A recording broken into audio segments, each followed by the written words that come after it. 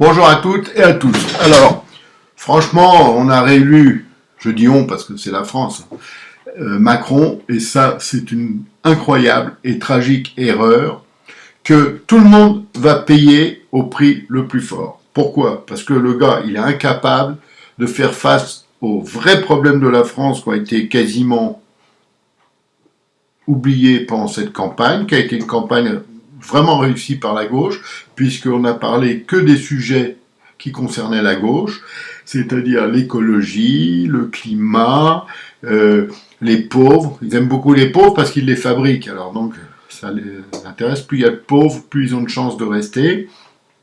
Donc là, il y en aura de plus en plus, donc tout va bien. Qu'est-ce qu'il y a d'autre qui les intéresse? La fraternité, genre soutien à un autre pays comme l'Ukraine, etc. Ça mange pas de pain, ça coûte pas cher et ça fait bien. Après, on a tous les artistes là qui sont venus, qui vivent les trois quarts à l'étranger quand même, donc ne payent même pas d'impôts en France et qui ont versé une petite larme et tout. Mais le fond du problème, la vraie question, c'est qu'est-ce que c'est que cette opposition de merde que l'on a en France, hein, des gens qui ne comprennent pas la politique.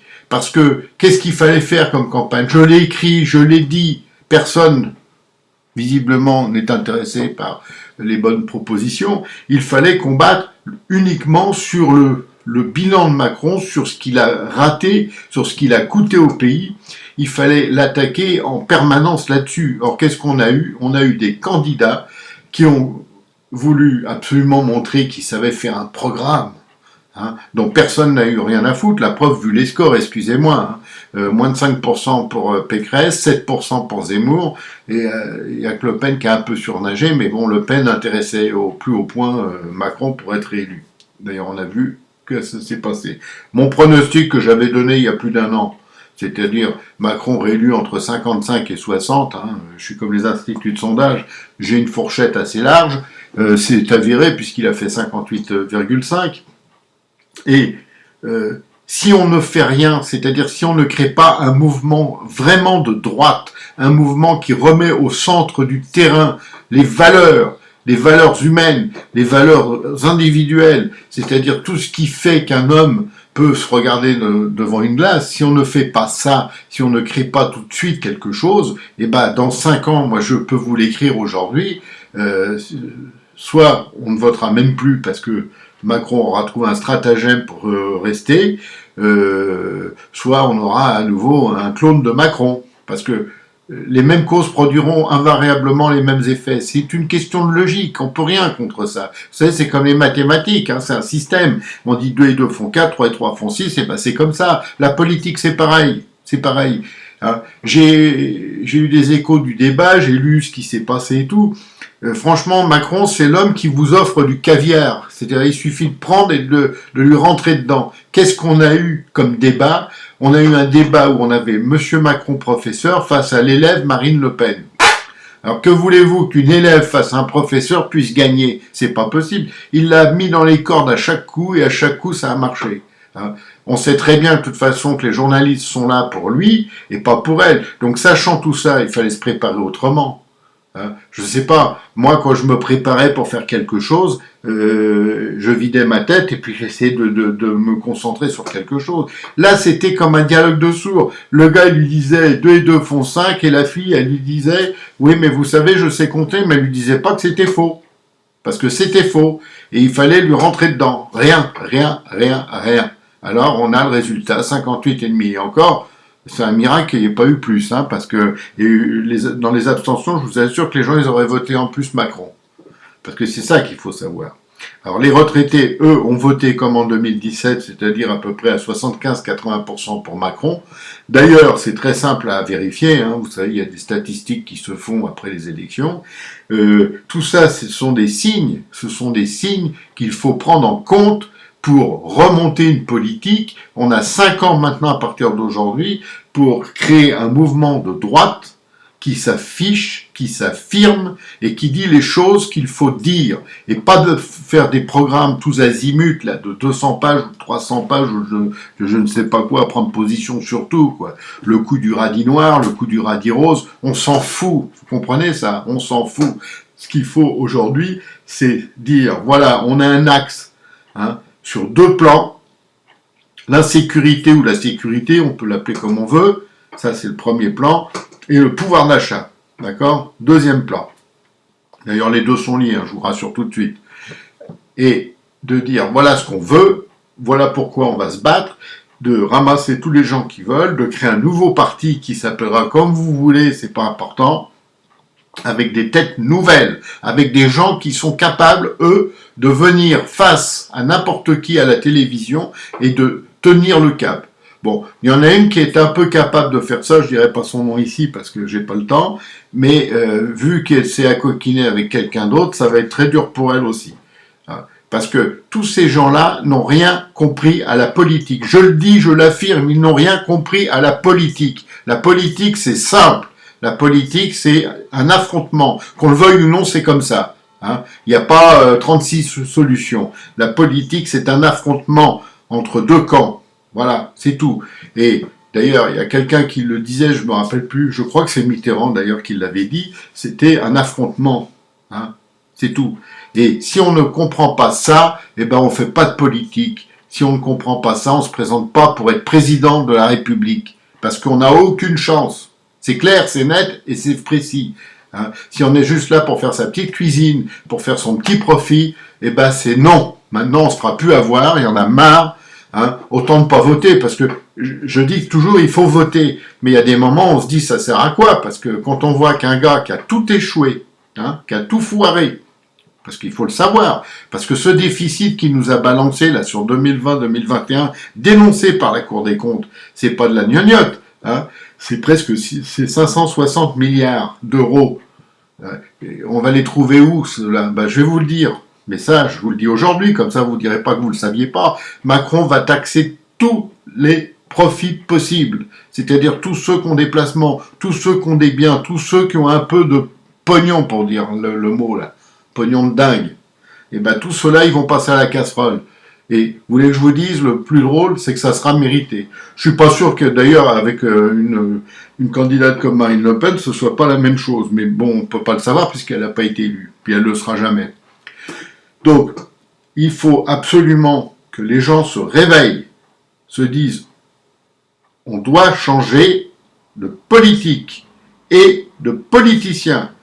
Et pour cela, on n'a pas 36 solutions. Il faut s'unir, créer un parti sans état d'âme, qui va assumer, qui va dire ce qu'il a à dire, et qui va tenir ce cap, quoi qu'il arrive, quoi qu'il advienne. Et tant pis si les médias nous traitent de tous les noms, tant pis si les médias même ne nous invitent pas, parce qu'on n'en a pas besoin, je vais vous le dire, on n'en a pas besoin. C'est un travail de sape qu'il faut faire dans nos rues, dans nos campagnes, dans nos villes, partout. C'est de convaincre les gens qu'il y a une autre politique. Et il y en a une, et je vais vous la donner, c'est la politique de la raison, c'est la politique du réalisme, c'est-à-dire de faire des choses simplement pour simplement faire, parce qu'on ne peut plus être dans ce système compliqué où tout devient absurde, absurde. Je peux vous donner 10 000 exemples d'absurdité que je vis tous les jours, que tout le monde vit tous les jours. Ça, on peut simplifier, on peut remettre l'homme, hein, l'être humain, au cœur de la vie de la cité.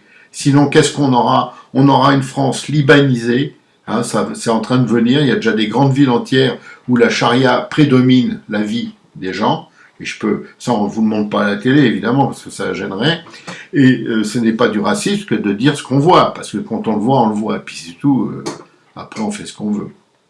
Donc, la France va s'appauvrir considérablement, parce qu'il n'y a plus de ressources. Parce que le vrai problème de cette France, quel que soit l'homme politique qui la dirige depuis à peu près, allez, on va dire, depuis Giscard d'Estaing, hein, ça fait quand même pas mal d'années, là, hein, ça fait, oui, ça fait presque 50 ans, eh bien, c'est qu'on n'a plus rien fait pour la production française, pour travailler les choses en France.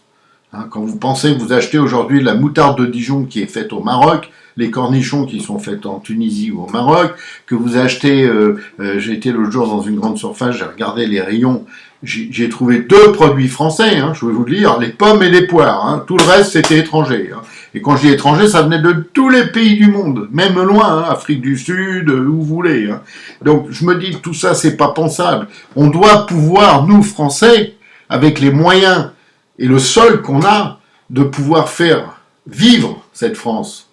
Donc si on prend pas cette idée-là comme idée de base politique, on est foutu. Alors après, gauche, droite, machin, on s'en fout parce que de toute façon, on sera foutu. Alors moi, je me place à droite. Pourquoi? Parce que je suis anti-socialiste. On n'a pas vu que le socialisme nous donne des bons résultats nulle part dans le monde. Nulle part dans le monde, vous pouvez me donner un exemple de pays socialiste qui a rendu les gens heureux. Il n'y en a pas. Il y en a même qui les ont rendus très malheureux, je peux vous le dire. Et ça, c'est vrai, c'est historique. Donc nous, en France, aujourd'hui, nous devons nous unir pour tous ceux qui ne veulent plus du collectivisme, du socialisme, de l'anéantissement de l'être humain en tant qu'être humain. Nous devons réagir, nous devons oublier les partis politiques là qu'on a, parce qu'ils sont tous ringards. Moi, je vous le dis, je suis vieux pourtant. Ils sont ringards. Il n'y a pas d'autre mot. Hein. Ils sont restés encore, disons, allez, on va être gentil, juste après la libération, là, dans les années 50. Et ils n'ont rien compris. Alors évidemment, quand vous avez après un gars intelligent en face de vous, comme Macron, qui a tout compris sur comment on peut berner les Français, comment on peut les faire voter pour lui, eh ben, il gagne, hein, il gagnera toujours, parce que de toute façon, il est plus malin que les autres. Et oui, parce que les autres sont pas très malins, alors voilà.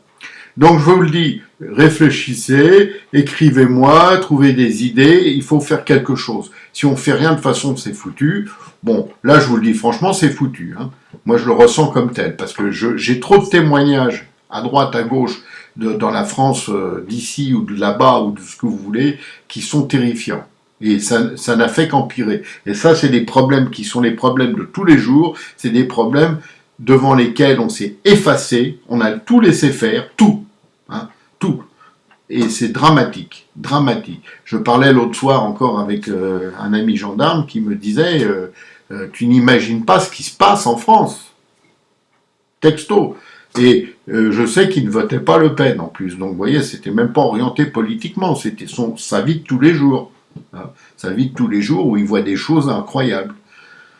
Que voulez-vous que je vous dise? Il reste une solution. Soit on se dresse, nous, les citoyens, on prend notre destinée en main et on sauve notre pays, soit de toute façon, c'est le rideau et la France ne sera plus la France. Pensez-y, parce que là, franchement, je vais arrêter parce que je vais m'énerver, sinon c'est pas bon. On est franchement très, très, très mal. Merci à tous et peut-être à bientôt.